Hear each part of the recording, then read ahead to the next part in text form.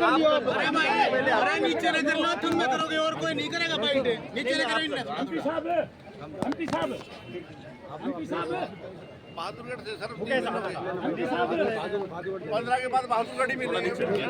3 दिन वही और लगाए 18 से पहले 3 दिन 18 को करेंगे बहादुरगढ़। थोड़ी आईडी नीचे करो यार। हरियाणा के शेर की दीपेंद्र हुड्डा की लगातार गांव का दौरा कर रहे हैं, किस तरह का समर्थन मिल रहा है? लोगों का बहुत अच्छा आशीर्वाद मिल रहा है। बड़े रिकॉर्ड बहुमत से मुझे विश्वास है रोहतक लोकसभा सीट इस बार कांग्रेस पार्टी जीतने जा रही है। और केवल रोहतक ही नहीं, 10 की 10 सीट पर कांग्रेस पार्टी जीत की तरफ अग्रसर हो चुकी है। इसका अंदाजा इस बात से लगा सकते हैं लगातार भाजपा से विधायक अपना समर्थन वापस ले लेकर कांग्रेस पार्टी में समर्थन दे रहे हैं। वो आज प्रदेश के अंदर जो कांग्रेस की लहर चल रही है उसका प्रतीक। अरविंद साहब, आप कह रहे हैं कि भाजपा की सरकार अल्पमत में है। आप कह रहे हैं कि भाजपा की सरकार अल्पमत में है। मुख्यमंत्री नायब सैनी और मनोहर लाल खट्टर कह रहे हैं कि कांग्रेस के और बीजेपी के विधायक हमारे संपर्क में है, सरकार को कोई खतरा नहीं। देखिए ऐसा है, सबको पता है कि हवा किस तरफ बह रही है।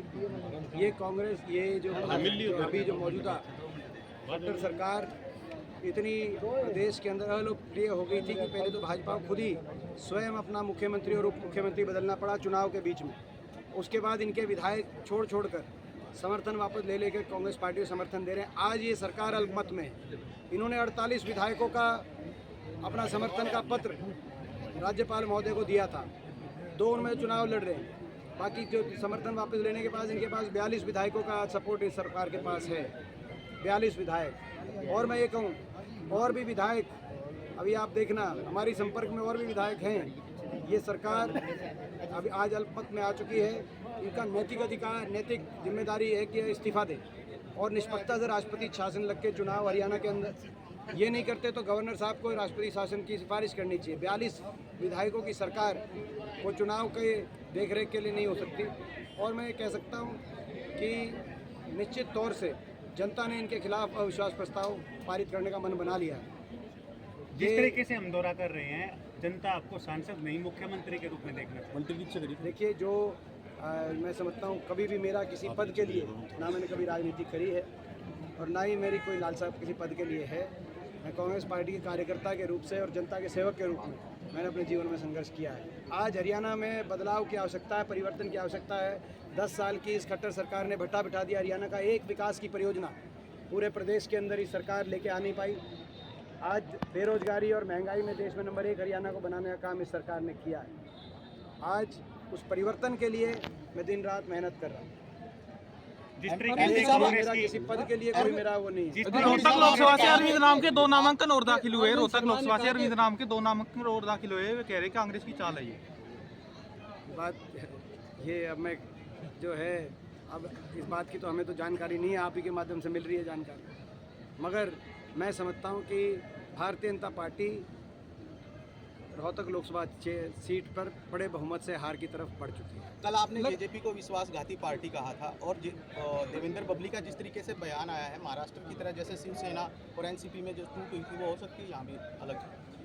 देखिए ये इस पार्टी को जनाधार बचा नहीं, जेजेपी पार्टी है, कोई जनाधार नहीं बचा। आप देख लेना अभी चुनाव निश्चित है। और मैं ये कह सकता हूँ कि अगर ये सरकार को बर्खास्त नहीं किया गया या इन्होंने इस्तीफा नहीं दिया, 10 दिन के चुनाव की बात है, 10 कहते हैं 2 हफ्ते 3 हफ्ते की बात है।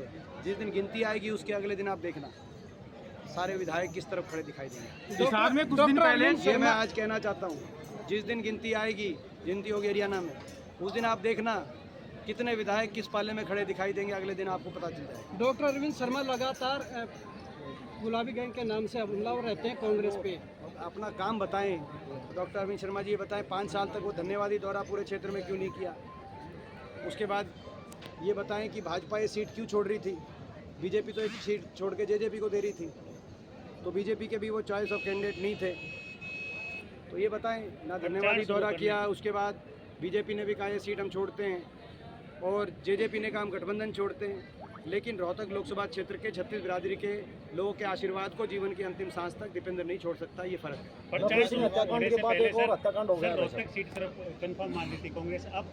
देखिए मैंने आपको कहा था 6 महीने पहले भाजपा का सर्वे था कि 1 सीट आ रही है रोहतक, हाँ जी। कांग्रेस पार्टी की। अब बीजेपी और 2 नौ, परसेंट उसके बाद ये कहने लगे कि 3 आ रही हैं कांग्रेस की।